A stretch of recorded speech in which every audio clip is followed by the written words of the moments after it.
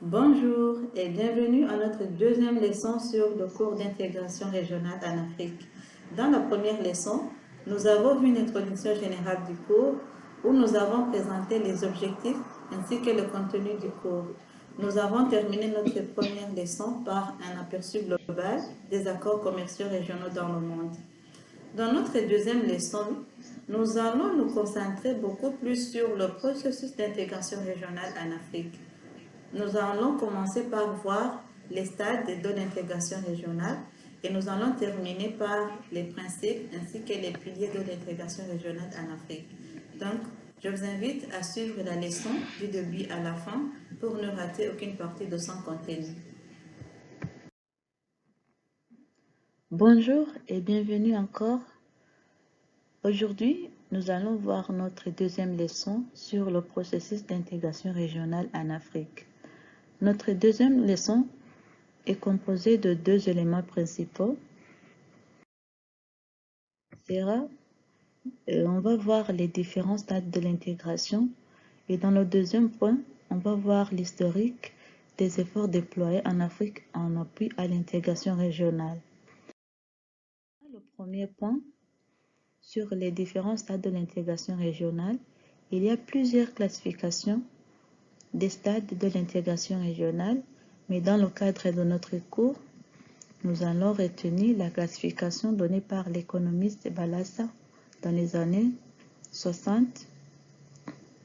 Selon cette classification, il distingue 5 stades qui s'enchaînent et auxquels on a ajouté par la suite un autre stade initial, ce qui fait le total de 6 stades. Alors, quels sont ces stades? Le premier, c'est le groupement de commerce préférentiel. Dans le groupement de commerce préférentiel, les pays décident de réduire partiellement les droits de douane et les mesures protectionnistes sur un nombre défini de produits. Donc, il s'agit d'une libéralisation juste sur un certain nombre très limité de produits. Et le deuxième stade, c'est la zone de libre-échange. Maintenant, dans la zone de libre-échange, il y a l'élargissement du nombre de produits avec la libre circulation des biens et des services. Mais les pays restent chacun libres de leur politique commerciale vis-à-vis des pays tiers, c'est-à-dire des pays qui ne font pas partie de l'accord. Et le troisième stade, c'est l'union douanière. En plus de la libre circulation des biens et des services, maintenant, dans l'union douanière, c'est une zone de libre-échange avec l'instauration d'une politique commerciale commune vis-à-vis des pays tiers, c'est-à-dire il y a l'instauration ou la mise en place d'un tarif extérieur commun. L'étape suivante, c'est le marché commun. Avec le marché commun, c'est une union douanière avec la libre circulation étendue aux personnes et aux capitaux. Donc, en plus des biens et services, maintenant on a la libre circulation des personnes et des capitaux. Et le cinquième stade, c'est l'union économique. Avec l'union économique, maintenant, c'est un marché commun qui s'accompagne de l'harmonisation des politiques économiques nationales. Et le dernier stade, c'est l'intégration économique et monétaire avec l'harmonisation des politiques économiques, monétaires, fiscales. Il n'existe plus de discrimination, de différence entre les pays membres. Alors, voyons maintenant en résumé les stades du processus d'intégration régionale. On va voir les 5 principaux. Le premier stade, c'est la zone de libre-échange avec l'abolition des droits de douane dans les échanges de biens et services entre pays, ce qui renvoie à la question du commerce international parce que maintenant, les pays, donc, ils s'ouvrent au monde extérieur. L'étape suivante, c'est l'union douanière avec la mise en place d'un tarif extérieur commun, ce qui renvoie à la question du protectionnisme.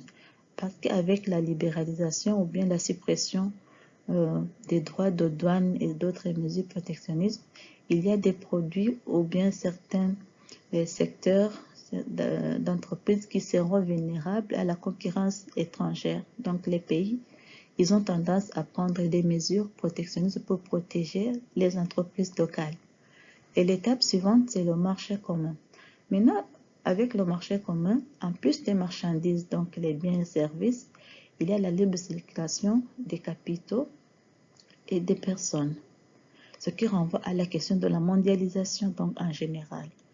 Et l'étape suivante, c'est l'union économique et monétaire, où les États membres harmonisent leur politique économique et sociale et se dotent d'une monnaie commune. Donc, l'élément le plus important ici, c'est l'adoption d'une monnaie unique, ce qui renvoie à la question des effets économiques d'une monnaie et des pouvoirs publics. Et la dernière étape, c'est l'union politique. Avec l'union politique, les États se dotent d'institutions politiques communes et harmonisent leurs politiques étrangères et de défense. Donc ici, la question de défense n'est plus la question pour un seul État, mais devient une question régionale, ce qui renvoie à la question des effets économiques des pouvoirs publics. Voyons maintenant le principe de l'union douanière avec la suppression des barrières tarifaires et non tarifaires. On a deux types de barrières dans le commerce. Il y a des barrières qu'on appelle barrières tarifaires et il s'agit des droits de douane que les produits étrangers devront supporter à leur entrée sur le territoire national. C'est-à-dire quand il y a importation, normalement les produits importés, ils paient des taxes d'entrée. C'est ça ce qu'on appelle les droits de douane. Par exemple, si le droit de douane est de 25% pour un produit, cela signifie qu'un produit étranger payé par un importateur 200 francs devra payer une taxe de 50 francs, ce qui fait que le produit importé reviendra à 250 francs. Et il y a aussi une autre catégorie de barrières non tarifaires. Ces barrières non tarifaires, il s'agit de tous les autres obstacles mis à l'entrée de marchandises étrangères. Ça peut être des limitations quantitatives, par exemple les quotas, ou bien ça peut être aussi des limitations, pas quantitatives, mais dans le cadre des normes, par exemple les normes sanitaires et phytosanitaires, ou bien dans le cadre des certificats d'origine. Donc, toutes ces mesures, la plupart des fois, ils sont invisibles, mais ils entravent la libre circulation des biens et services au sein de la région. Alors, pour le principe de l'union monétaire, le rapport de Wiener en 1969 définit l'union économique et monétaire par les trois éléments suivants. Après l'union monétaire, il y a la garantie d'une convertibilité totale et irréversible des monnaies entre elles. Il y a la libéralisation complète des mouvements de capitaux et intégration complète des marchés bancaires et autres marchés financiers. Et enfin, il y a l'élimination des marges de fluctuation et fixation irrévocable des parités. Donc, nous allons voir tous ces principes, par exemple le principe de l'union monétaire, le principe de l'union douanière en détail dans nos leçons qui vont suivre. Alors, voyons maintenant ce qui s'est passé en Afrique. L'historique des efforts déployés en Afrique à l'appui de l'intégration régionale. Les pays africains ont adopté l'intégration régionale comme composante essentielle de leur stratégie de développement, principalement articulée sur la motivation économique de surmonter l'isolement de petites économies fractionnées. Donc, l'intégration a gagné de grandes considérations en Afrique parce qu'elle est conçue comme un moteur de développement. Et tout a commencé avec la création du Conseil économique, la création de l'Organisation des Nations Unies, la création de la Commission économique pour l'Afrique, qui a été créée par le Conseil économique et social de l'ONU en 1958. Alors, l'action de la Commission économique pour l'Afrique se constate sur la fourniture d'une assistance technique, des travaux de recherche et l'analyse de politique afin de renforcer les capacités des institutions chargées de mener les programmes d'intégration régionale, notamment l'Union africaine, les communautés économiques régionales et les États membres. Le processus s'est poursuivi, avec la création maintenant de l'Organisation de l'Unité africaine le 25 mai 1963 lors de la conférence des États africains indépendants. L'Organisation de l'Unité africaine a été créée en parallèle avec la Banque africaine du développement suite à la signature de l'accord par 23 États membres fondateurs le 14 août 1963 à Khartoum. Vous voyez maintenant que il y a l'élargissement des accords, bien des organisations africaines. Alors l'élargissement s'est poursuivi jusqu'en 1991 avec la signature du traité instituant la communauté économique africaine qu'on appelle couramment le traité d'Abidjan.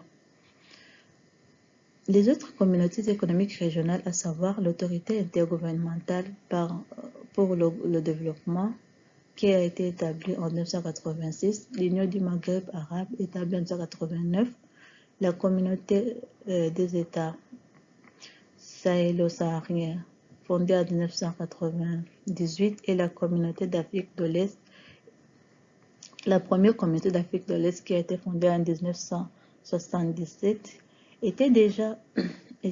existait déjà même avant la signature et l'instauration du traité d'Abidjan. Ils étaient déjà là, ces organisations. Alors, le traité d'Abidjan, quel est le principe de ce traité?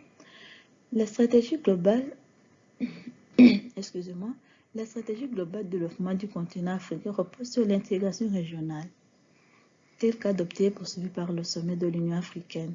En 1971, les chefs d'État et de gouvernement africains ont signé le traité instituant le traité d'Abidjan, définissant les principes directeurs et les objectifs ainsi que le cadre régional visant à renforcer le programme d'intégration. Alors, le traité d'Abidjan est sans doute l'accord le plus important en termes de collaboration, de coordination et de convergence économique, sociale et politique en Afrique, parce qu'il englobe plusieurs pays africains. Le processus d'intégration devrait s'étendre sur une période de 34 ans, allant de 1994 à 2028. Mais jusqu'à maintenant, ce processus serait à plusieurs problèmes continentaux, par exemple le cas des guerres qui freinent le processus d'intégration régionale en Afrique. Alors, le traité d'Abidjan, il est segmenté en 6 étapes.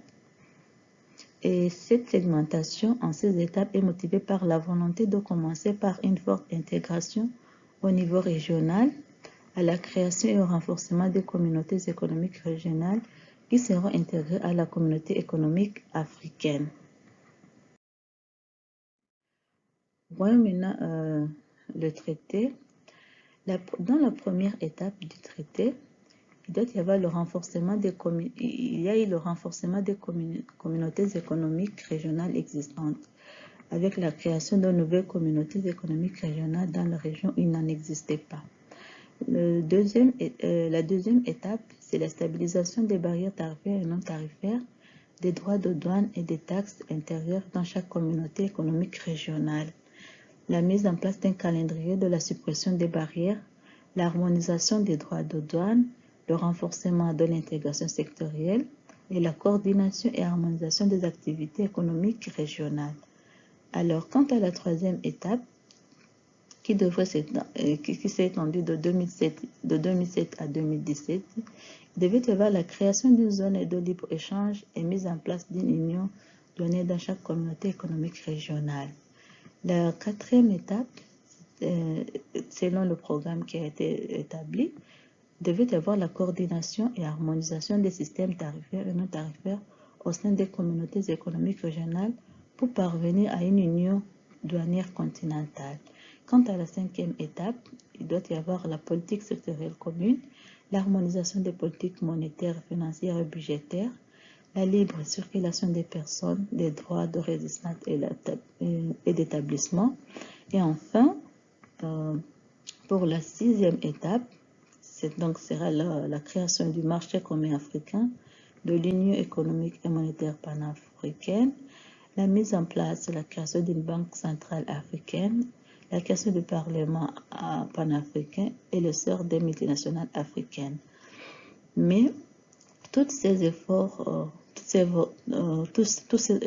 ces efforts qui ont été déployés, ils sortent à la question de la stabilité politique en Afrique. Donc, le processus d'intégration régionale en Afrique est principalement freiné par les guerres et les violences qui sont la base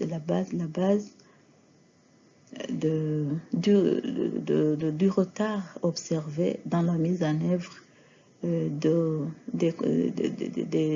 la convention ou bien du traité d'Abidjan instituant la communauté économique africaine. Alors voilà maintenant les communautés économiques régionales. Les communautés économiques régionales sont les plus importants partenaires de la Commission, les plus importants partenaires de la Commission économique des Nations Unies pour l'Afrique au niveau sous-régional.